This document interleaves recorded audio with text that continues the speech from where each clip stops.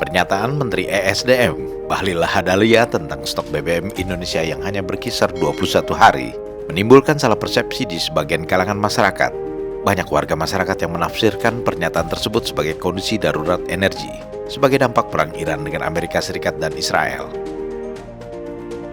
Tak sedikit pula yang mengaitkan stok BBM Indonesia itu dengan ditutupnya Selat Hormuz oleh pasukan Garda Revolusi Iran.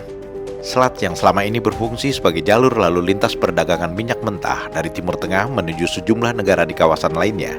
Kondisi ini memunculkan kekhawatiran bahwa setelah 21 hari sejak pernyataan Bahlil itu dilontarkan, Indonesia akan kehabisan cadangan bahan bakar minyak.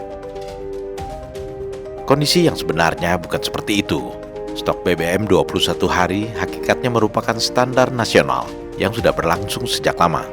Lantaran kapasitas storage atau tempat penyimpanan BBM yang dimiliki Indonesia hanya mampu menampung persediaan bahan bakar minyak antara 21 hingga 23 hari. Tetapi sebelum masa 21 hari itu terlewati, storage akan diisi kembali, dan begitu seterusnya, sehingga cadangan BBM untuk keperluan masyarakat tetap tersedia secara berkala.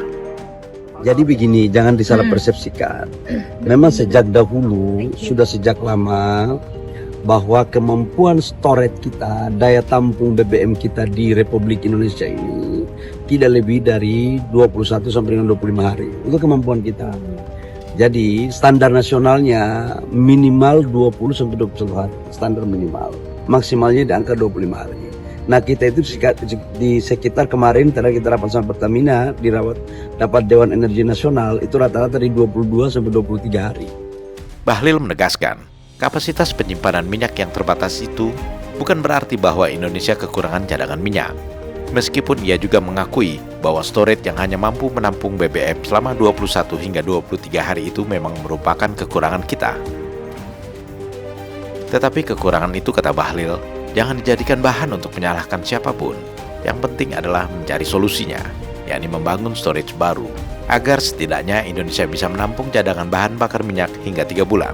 Seperti yang diinstruksikan Presiden Prabowo. Jadi kita nggak bisa katakanlah teman-teman menganggap harus Pak kita stok 60 hari, mau isi taruh di mana? Kita nggak punya storage. Makanya sekarang arahan Bapak Presiden segera kita membangun storage. Jadi bukan kita nggak punya cadangan untuk mengisi minyak, tapi sekarang mau taruh di mana? Inilah kekurangan kita. Tapi tidak usah kita saling menyalahkan siapa-siapa. Ini yang harus kita perbaiki.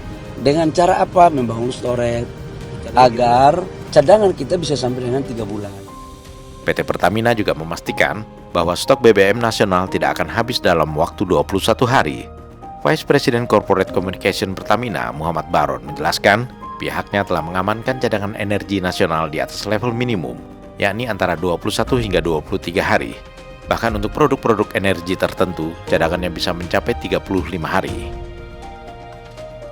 Namun sekali lagi, setelah 21 atau 23 hari, cadangan BBM dalam negeri bukan berarti habis, karena Pertamina terus mempertahankan cadangan di level aman, dengan penambahan pasokan secara rutin.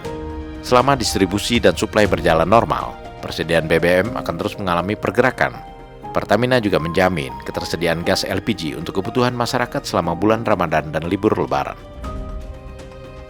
Monitoring pasokan energi Pertamina dilakukan secara ketat melalui Pertamina Digital Hub, sebuah sistem pengawasan dan pengendalian pasokan energi berbasis teknologi digital yang terintegrasi dari hulu sampai hilir.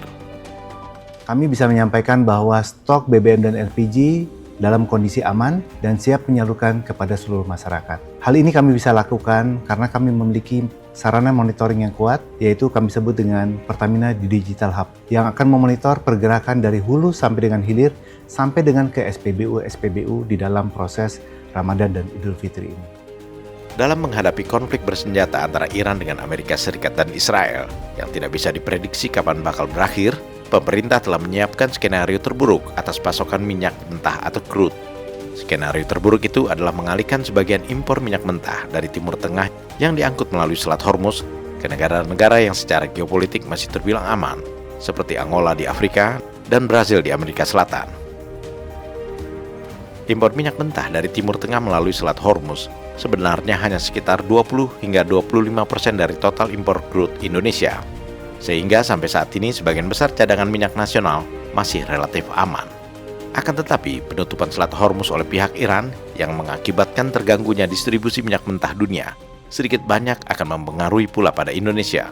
Apalagi jika perang Iran, Amerika Serikat, dan Israel ini berlangsung berkepanjangan atau menjadi perang berlarut.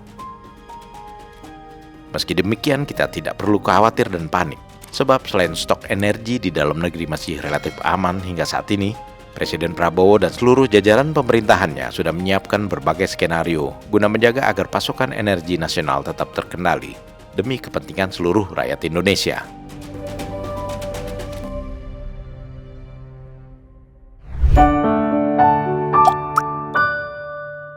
Men of our time.